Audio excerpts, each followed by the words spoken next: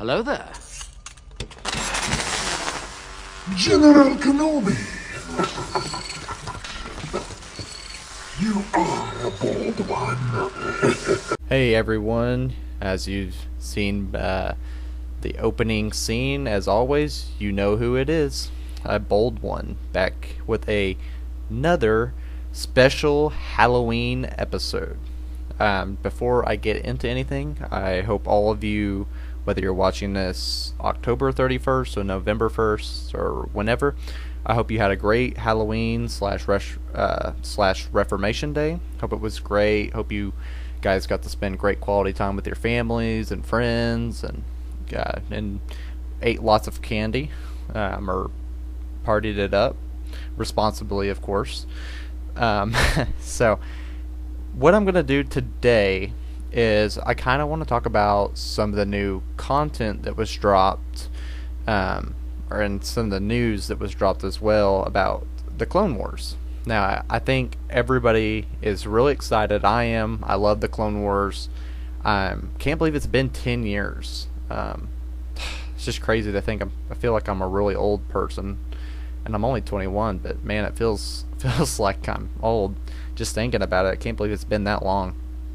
But I'm really glad they're bringing it back. As you guys know, that they are continuing with the final season, because the last season got cut off after, I think it had to do with when Disney purchased Lucasfilms, and I think they just kind of abandoned it. But hey, it's great that we're going to see a conclusion to it, and but yeah, it's going to be great. So with that 10-year anniversary, they're doing a lot of Clone Wars content, and I'm going to be covering that today in this episode.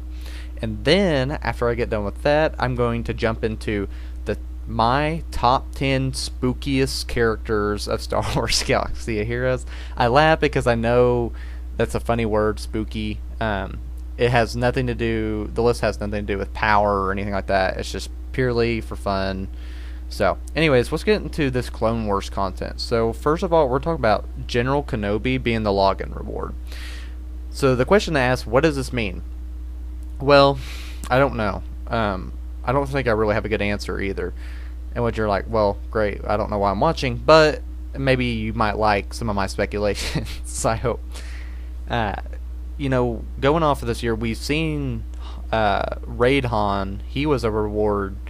I can't remember, like a monthly login reward. I don't remember what month he was. I think it was back in March or May, whenever his movie came out, for the Solo movie. So it could be with General Kenobi being a monthly shard. It could simply just be because it's the Clone Wars series and the anniversary. It could just simply be, hey, we're going to give these shards out for fun.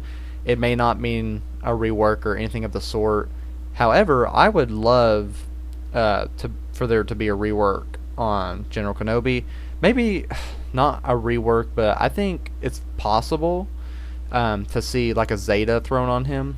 One of the things that you'll notice, and you've all noticed if you've been playing as long as I have, especially since I took a break for a while and came back, and I noticed that things were different, that with all the new characters coming out and the new abilities and buffs and debuffs and all these other things that keep added to the games, walls of text, it all changes, and the characters, some characters get really stagnant. As we saw that, like, Raid Han, for a long time, he was meta, and then he kind of just fell off. Not that he completely, a lot of teams still used him, but when original trilogy Chewbacca coming out, there was a huge resurgence with him. And this is just what we see generally with characters, and so I feel like General Kenobi is getting to that point where he's really good. I mean, at one time he dominated Arena. Like, everybody used him as a lead, whether it was with Jedi or clones or whatever it could be. And he's with all the new Sith that came out and the new Jedi that came out. I just think he kind of needs to be updated with a new Zeta. I think that's what's most likely is going to happen.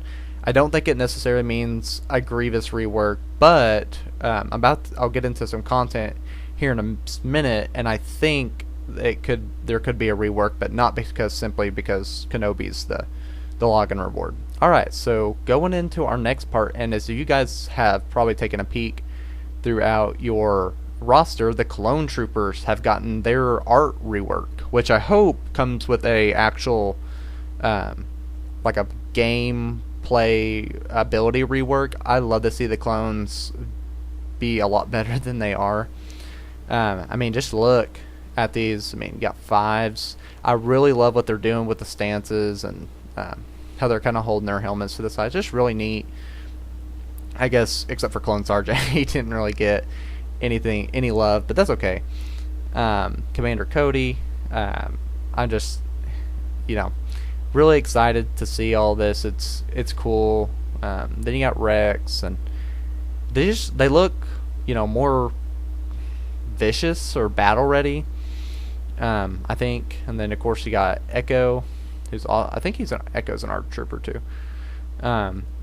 But anyways, yeah, it's just good to see them. Their stances are different. I remember seeing Arnold's video about how they're really, really like their battle stances have changed, makes them look more aggressive, like they should be. I would like to see them be just as good as Imperial troopers, like what you see with Veers and Stark, and then you can throw in kind of any three.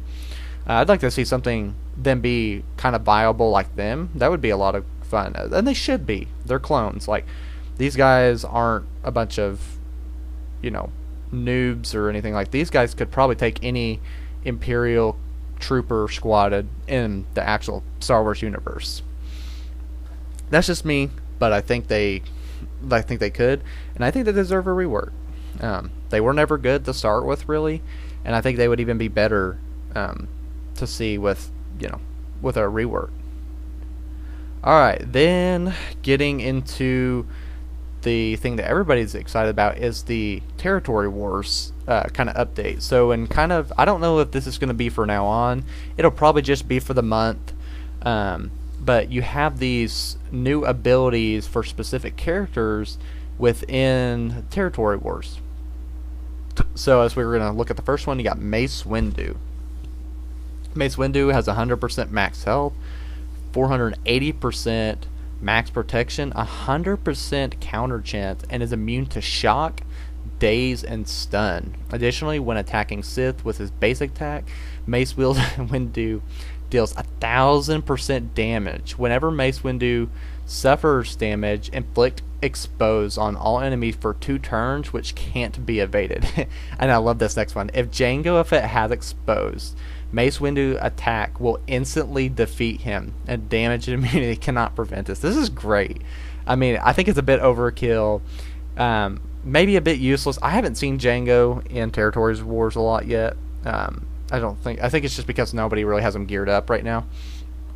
But I love this. Like, this, I would be really interested to see what he would do on a Revan or a Bastila-led team. I think it's just cool. It's like a punch in the face to the Sith, which I think Mace Windu should be the one to do it. I think what they should do, I think before I get into the rest of all this, I think what they're doing for Territory Wars is that they're going to see how all this goes with these characters, and if they think that it adds like some sort of fairness or something of the sort, I think they'll make these permanent abilities. Maybe not with the Mace Windu Jango Fett thing, but I mean, everybody knows like Mace Windu is like one of the most powerful characters in the Star Wars universe, and I think it's like a slap in the face that he's garbage.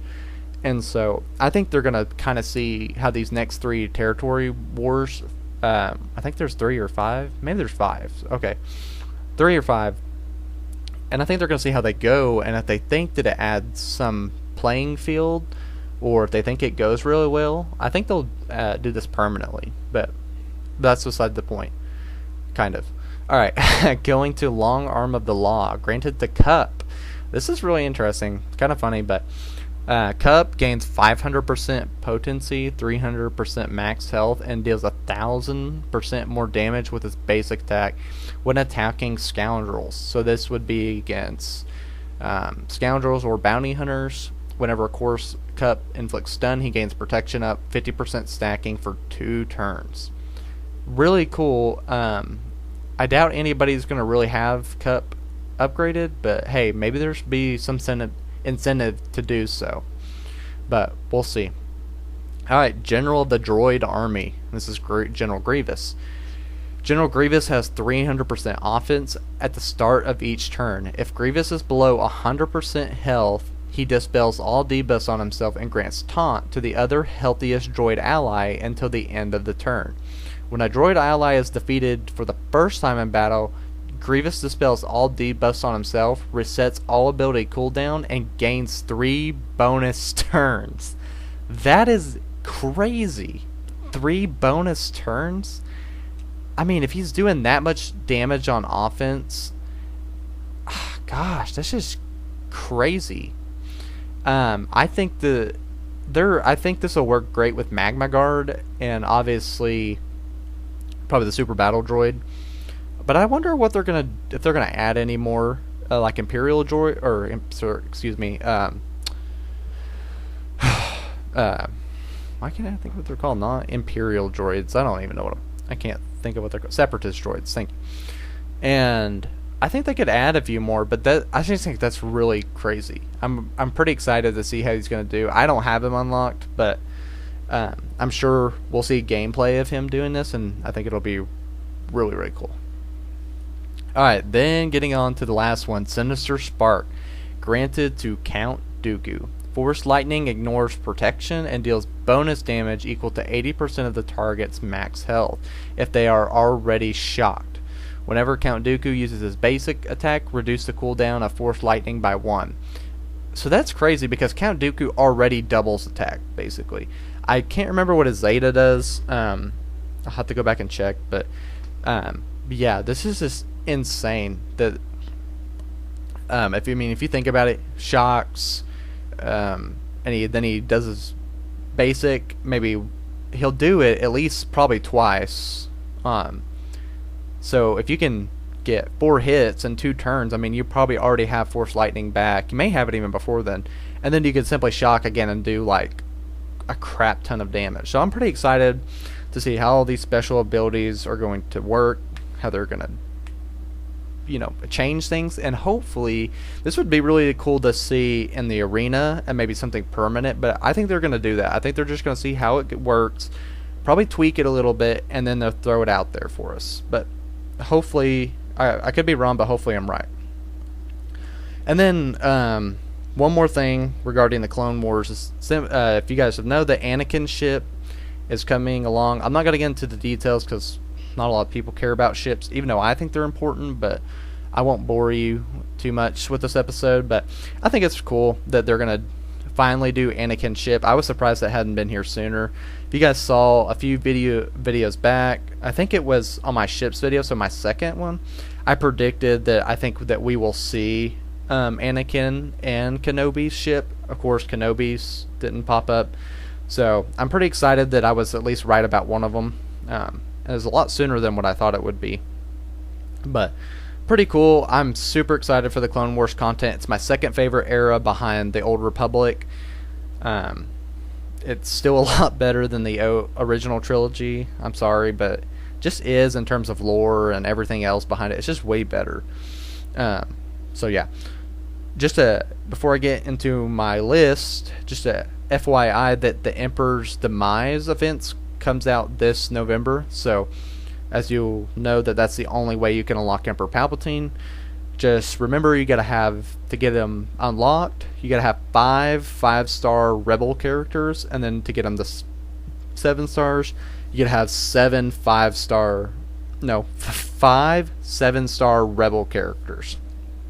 And if you're curious on what teams work with that, just go back and check out my free-to-play guide, and go from there. So, alright, well, let's jump into my top 10 spookiest Star Wars Galaxy of Hero characters. On this list, it's purely nostalgia, or there's a lot of factors go into it, whether I know their background, history, or whatever it may be. It's not in terms of just the artwork alone in this game, but these are just 10 dark side characters that I think are really creepy, or scary, or just all out, like, just give me the chills or something. So, alright, and this top 10, no particular order, just top 10. So, at number 1 we have, or yeah, we'll go from 1 to 10. At number 1 we have Emperor Palpatine. So he's just a really creepy dude. Not so creepy in the game work, or like he's a little creepy. But if you've seen episode 6 and I think episode 5, especially 6, like he's straight up just a scary person, like to look at, like his eyes. There's just something about the makeup and stuff with that quality of filming. It just makes him a really scary looking guy. Really creepy. Yeah, he's just creepy dude. Especially if you know, like, his power behind him just makes him all that much worse. Next is Darth Sidious. If you saw him in the Clone Wars, his artwork on here is pretty creepy too. But if you saw him on the Clone Wars series, like, he's just, it's creepy. And I know I'm going to use that word a lot because it's Halloween and that's kind of the topic. But he, like, laughs the whole time while he's fighting. I mean, when he fights Savage and Maul, he's like laughing the whole time, really creepily, and he's just like not breaking a sweat. And the same thing when he's fighting Yoda and I think Anakin in like the last episode that where the series left off, where it's kind of like a vision, kind of not. It's hard to explain really what was going on. I didn't understand, but like same thing. He's laughing. He's creepy. He's swift, powerful. But yeah, nonetheless, same person as Palpatine, different eras, different shows and stuff. Next, at number 3 we have Wampa. Now, he's just a scary beast, you know, kind of Halloweenish, kind of not. But then at number 4 we have Darth Nihilus. So Darth Nihilus is my favorite Sith Lord behind Bane. But so really I'm drawing my experiences from the Knights of the Old Republic 2, which is where he originates from. He's just a creepy character on that. Doesn't say anything. The only times you ever hear him talk is like that low-pitched screeching whatever it is that he makes. If you do the Sith raid and the kind of that opening scene with him, if you listen, like that's what he sounds like in Knights of the Old Republic 2 the whole time, that and anytime you get him to talk. And a character that doesn't say a lot, you know, and there's always creepy music with him, just makes him all the much more a scary guy. Then Darth Sion. So I was kind of sad that they didn't make him as creepy on this game that they did in the Knights of the Republic. I get that it's a mobile game and maybe you can't do what you did, and maybe it's just the graphics along with it, but like I don't like how they made it a red eye, and they should have made it like a white eye like they did in the game, the Old Republic game. But he's just a scary dude. Every time you encounter him, the voice is scary. He's got the cracks, the scars all over him. Yeah, especially the first time you meet him, like it's pretty scary because you don't know. You only catch glimpses of him, and then like he shows up, and then it's like, oh crap, the full-on Sith Lord, like who looked like a zombie, is just ready to come at you. Yeah. You just got to go back and play it, and you'll understand. Then at number, let's see, I kind of lost my spot. So at number 6 and at number 7, we have number 6. We got Night Sister Spirit, and at 7 we have Night Sister Zombie. I just included them. Their artwork it's Halloweenish, and a zombie and a ghost, pretty much like. Yeah, it has to be included. They're creepy characters, like in terms of their artwork. And if you saw the Defense of Dathomir episode where General Grievous comes in and wipes out the Night Sisters, really, really good episode. But yeah, you see the zombies and the spirits, and they're just pretty cool, pretty creepy. Night Sisters are always kind of like that. Next, at number 8 is Sith Assassin. So purely, just kind of for the artwork. The helmet, kind of a scary ghost school kind of looking mask. Yeah, I know that sounded dumb, but just like I said, this list isn't based on anything. It's just purely whatever I want it to be. Number 9, we have General Grievous. He's just kind of a sadistic, you know, droid lizard thing, whatever he wants to be. Especially when he does this like little spider crawl in Galaxy of Heroes, it makes him really, really pretty creepy guy. But he's pretty sadistic. And in the Clone Wars, he's just like Revenge of the Sith and the Clone Wars. He's just a really intimidating character and pretty powerful character. Then at number 10, and I kind of put him there because I think he is the creepiest, scariest kind of guy, and this is HK-47. Now here's why. If you've played Knights of the Republic 1 and 2, the HK droids in general, they're really sadistic. Like they basically sound like a bunch of serial killers who talk in weird ways. They'll always say some kind of coded phrase, and then they'll say it in such a way they'll be like quarry, and then they say something really creepy or sadistic. And HK tops all of the HK droids. He's always wanting to kill something or kill somebody. His color, the way he talks, everything about him, it just gives you the heebie-jeebies. But well, guys, that was the Halloween special. Tell me what you thought. It kind of sounded dumb when I thought about it, but maybe it was just kind of a different thing for you at all. It's kind of different for me. Currently, as you guys may have known, I'm not a game changer at the moment. I'll find out in about 12 days. Yeah, I've been keeping track. I'll find out in about 12 days if I'll get to be a part of the program or not. There's a process I have to go through, and I've been doing that over the pretty much last 7 weeks or 6 weeks, and I got about 2 more weeks to go until I can find out if I'm going to be a part of it or not. And maybe I'll get to do more quality content then, like early releases, or maybe do once or twice a week like a test account thing that you'll see with like Mobile Gamer and Urza get to do, and I'd really like to do that. And so I'm hoping that I really can get into this program. I love Star Wars Galaxy of Heroes. I love the Star Wars universe. It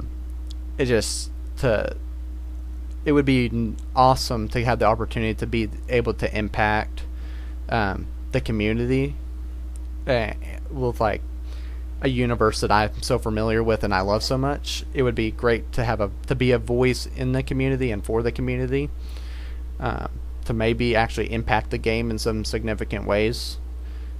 And I have a lot of great ideas.